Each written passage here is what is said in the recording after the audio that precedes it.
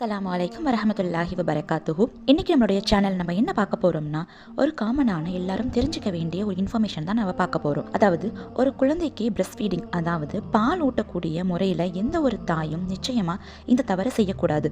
அது என்ன தவறு, அதுல என்ன அப்படி ஒரு குழந்தையின் உயிர் போகக்கூடிய அளவுக்கு ஆபத்து இருக்கு அப்படின்னு பார்த்தோம்னா, படுத்த நிலையில், அதாவது லேயிங் பொசிஷன் சொல்லக்கூடிய இந்த நிலையில குழந்தைக்கு பால் கொடுத்தால் அதுல பெரிய ஆபத்து உள்ளது. இப்போ இருக்கக்கூடிய சிஸ்டர்ஸ் நிறைய பேர் நானும் பார்த்திருக்கேன், இது போல பால் கொடுப்பதை கேஷுவலா செய்யறாங்க.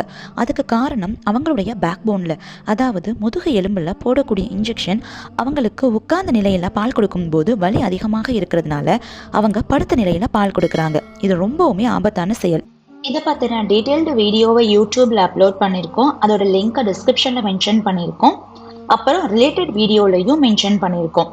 ஒவ்வொரு தாய்மார்களும் கண்டிப்பாக மிஸ் பண்ணாமல் பார்த்து தங்களுடைய தவறுகளை திருத்திக்கோங்க.